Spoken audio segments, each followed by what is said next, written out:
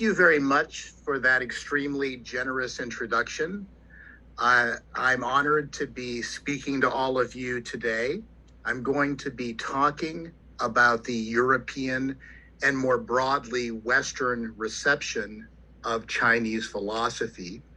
I also talk about these issues in my book, Taking Back Philosophy, a Multicultural Manifesto, which will be coming out, we hope soon, in a Chinese translation as well. So in the contemporary West, both in Europe and in North and South America, there are still very few philosophy departments in which one can study Chinese philosophy. And when I ask my colleagues in philosophy why we don't teach more Chinese philosophy in American philosophy departments, there's several answers that I get. But the answers, I think, are not very convincing answers. And so instead of referring to them as answers, I'm going to refer to them as sophistries. So the first sophistry I often hear against teaching Chinese philosophy in the West is people will actually tell me, well, Brian, there is no such thing as Chinese philosophy. Now, I'm sure you're laughing or perhaps crying in response to such a silly claim, but I do sometimes hear it still in the United States. And my response is to say, well, you say there's no such thing as Chinese philosophy, but here are two translation anthologies that I co-edited and contributed to that have selections about Chinese philosophy in them. So apparently there is such a thing as Chinese philosophy. But some people continue to argue with me. So, for example, some people will argue against teaching Chinese philosophy by saying that the English word philosophy refers only to the intellectual tradition that grows out of Plato and Aristotle, because after all, the English philosophy comes from the Greek philosophia. Well, I think this is a very bad argument for a variety of reasons. But one of the easiest ways to see that this is a bad argument is that if this were a good argument, then rigorously trained philosophers in the Western sense who encounter so-called philosophy outside the Anglo-European tradition, like in China or India, well, they shouldn't recognize any of that as philosophy if philosophy refers only to the tradition that goes back to Plato and Aristotle. But in fact, when Europeans first encountered Chinese thought, they immediately recognized it as philosophical. Well, how do I know that? The sayings of Confucius, we all know, are the Lunyu in Chinese. The first translation of the Lunyu into a European language was done into Latin by Jesuit missionaries who had extensive training in Western philosophy as part of their background in becoming Jesuit missionaries. And they translated the sayings of Confucius into Latin under the Latin title Confucius Sinorum Philosophus in 1687.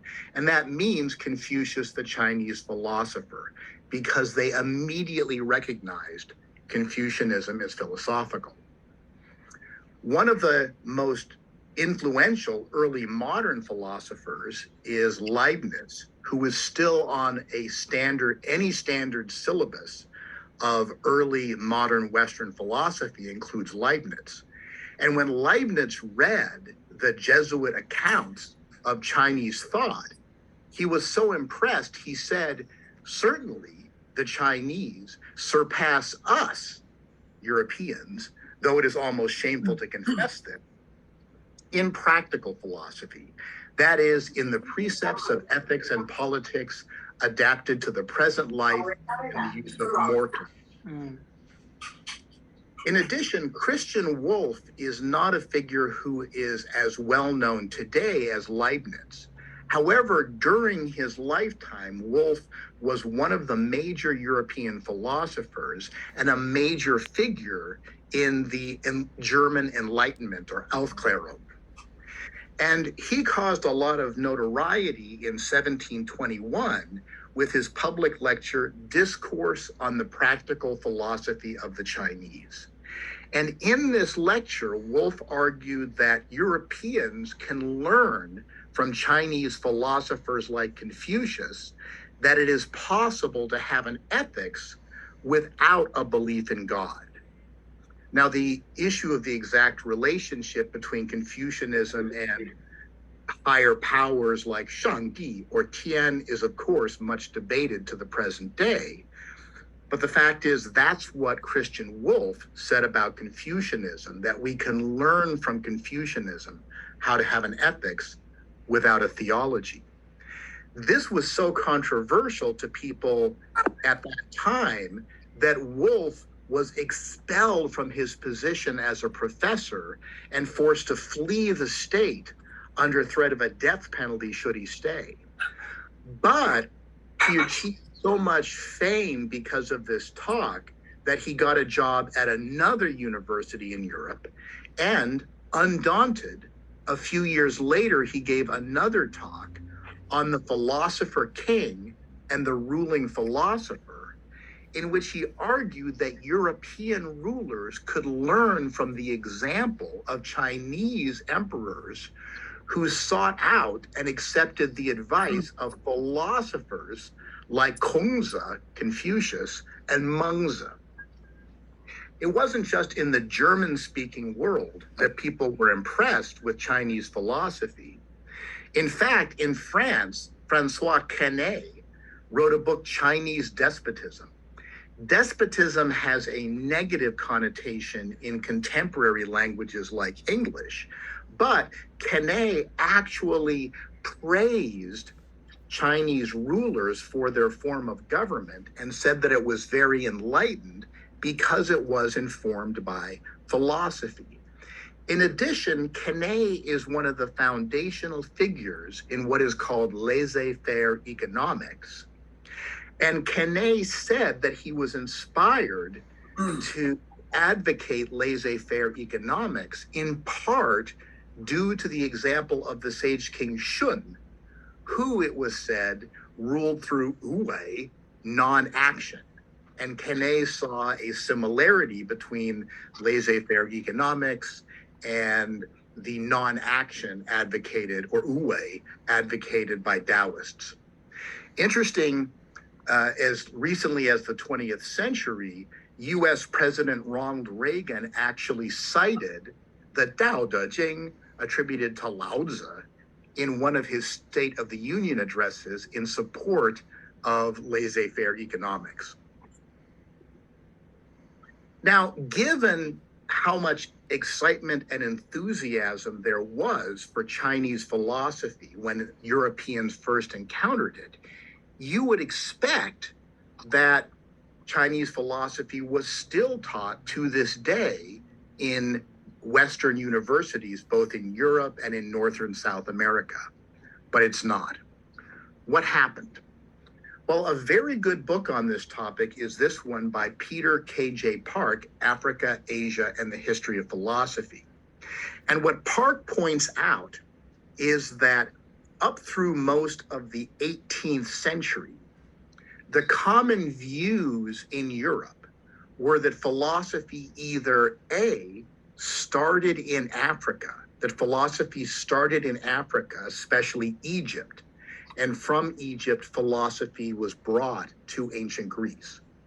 A second common view was that philosophy started in India, and from India, philosophy was brought to ancient Greece.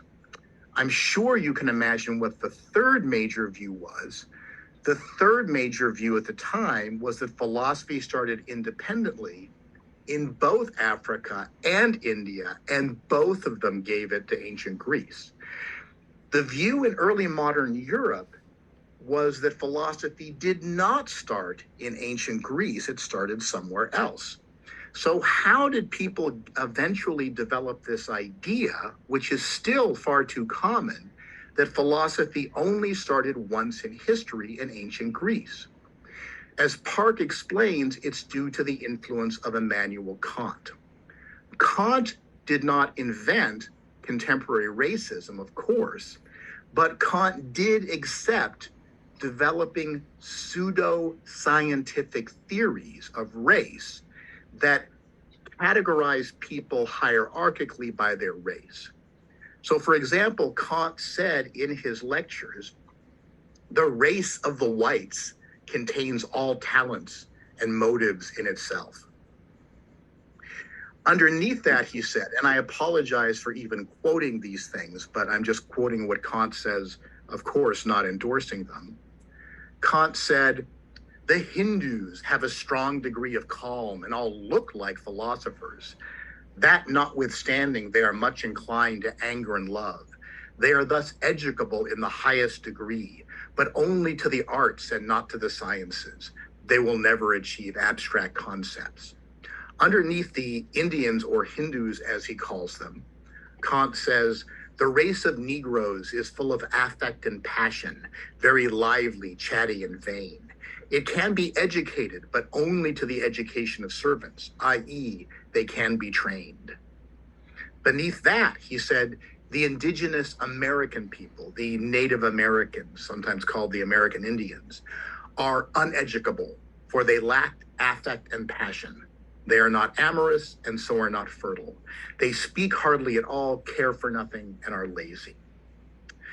Kant ranked people in East Asia with people in India in his racial hierarchy. And he said, philosophy is not to be found in the whole Orient. Their teacher Confucius, Konza, teaches in his writings nothing outside a moral doctrine designed for the princes, and offers examples of former Chinese princes. But a concept of virtue and morality never entered the heads of the Chinese.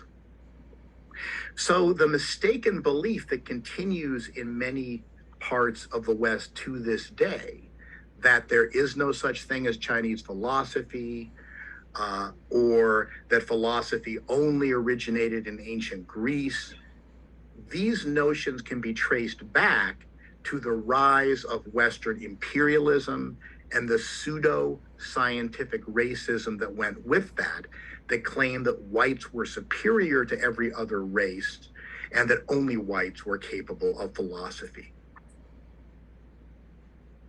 Now, most of my colleagues today would reject this pseudo-scientific racism, but I still hear some people who say, well, there may technically be Chinese philosophy, but it just isn't any good. One view that expresses this explicitly was found in the US Supreme Court opinion that legalized gay marriage in the United States. In the majority decision, they cited the ancient Roman philosopher Cicero and the Chinese philosopher Konza on the centrality of marriage to human life. Obviously didn't claim that either Cicero or Confucius favored gay marriage, but they just cited them as evidence that across many cultures around the world, marriage has been regarded as an important institution. In his dissenting opinion, his opinion against the majority view, Justice Antonin Scalia objected to the very mention of Confucius in a Supreme Court decision. He said, the Supreme Court of the United States has descended from the disciplined legal reasoning of John Marshall and Joseph Story, those were famous old Supreme Court justices, to the mystical aphorisms of the fortune cookie.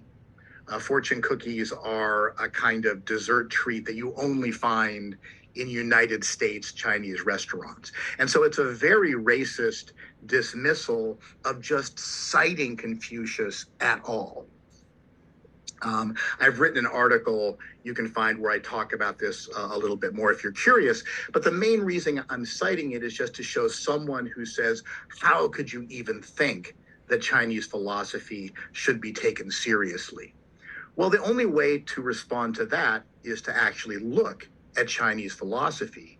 And if you do, I'm convinced you'll discover it's very deep indeed. So if I can just have a couple more minutes, I'm almost done here.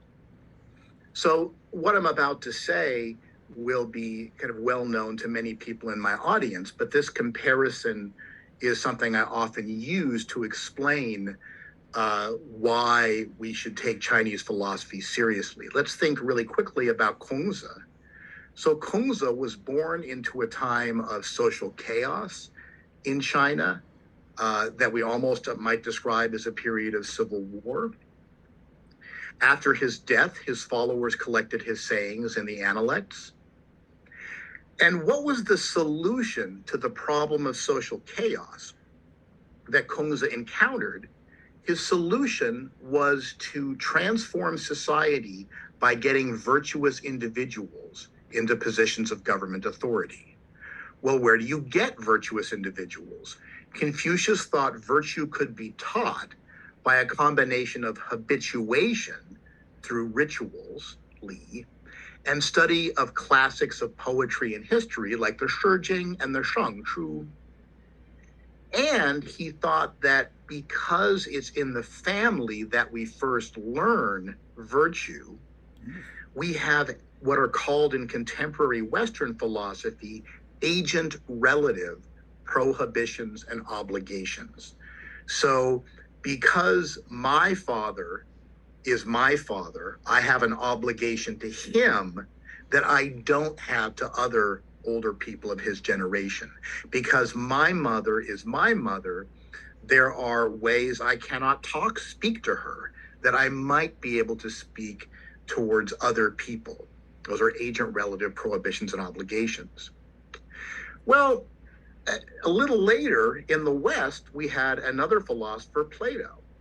And Plato was also born in a time of civil war and social chaos in Athens, in the chaos following the end of the Peloponnesian War. He writes about this in the seventh epistle, the seventh letter. And in response to this, Plato wrote philosophical dialogues, including the famous Republic. Plato said the solution to the social chaos that he encountered was to get virtuous people into positions of government authority. How do you cultivate virtue, Plato said?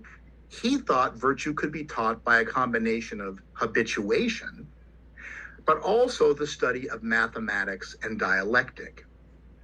And Plato thought that a true philosopher rejects filial piety and agent-relative prohibitions and obligations, because a true philosopher learns to see the world objectively in the way that a mathematician does. So Plato and Konza are actually similar philosophers in that each is trying to address actual social problems, vice in society, chaos, conflict. And the basic solution they each propose is similar. Cultivate virtue in individuals, get those individuals into positions of government authority. Of course, they disagree very much about the way in which you cultivate virtue in individuals, and they disagreed about what a virtuous individual would be like. But their basic approaches have a kind of important structural similarity. And in addition, they did not write in an essay format. They didn't write in a regular book format. They wrote in either aphorisms or dialogues, and this causes some difficulty in understanding what they meant at times, but they're both paradigmatic philosophers. And if we think of Konza in these terms, I think it's easy to see that Konza is a philosopher, Mengzi is a philosopher, Zhuangzi is a philosopher, Mozi is a philosopher. I don't have to go on for you. You know who some of the other great names are. So I hope this gave you some idea of how Chinese philosophy was received in the West, and originally people recognized immediately that it was philosophical and important. It's only because of pseudo-scientific racism born out of Western imperialism that people began to exclude Chinese philosophy from the universities. But I'm one of many people who are increasingly calling on academics in the West to return the study of Chinese philosophy to the academy, and I hope you will work with me in this struggle. Thank you very much. I'm sure I've made many mistakes, but I hope you will correct them. Thank you very much. Thank you, Professor Norden. 主持人需要简单的总结一下吗？用中文？还是你简单的总结一下来。好的。刚才呢，教授呢提到了，就是他的这个讲话主要是关于欧洲以及整个西方对于中国哲学的一个接受。那么他提到，其实在现在呢，西方很少有哲学学院开设跟这个汉学跟中国哲学相关的课程，那就是在会问为什么会这样。那么他其实讲到了3个诡辩，就是说3个反对在西方开设中国哲学课程的诡辩他称之为诡辩。第一个呢，就是有人认为中国根本不存在哲学，那么当然这个是无稽之谈。然后他就提到了，其实在一开始中国哲学最初传到这个西方的时候呢，当时的这个西方的这些学者专家是非常认同中国的哲学是一门很重要的这个学问的。虽然说英文当中这个哲学这个词呢，可能是来自于希腊语，从柏拉图和亚里士多德那个时代过来的，但是实际上呢，我们可以看到一些例子，比如说最早耶稣会，那么他们这些传教士呢，他们都是受过很好的哲学训练的。那么早在1687年的时候，他们就第一次把孔子的《论语》翻译成了这个拉丁文，在西方来进行这个传播。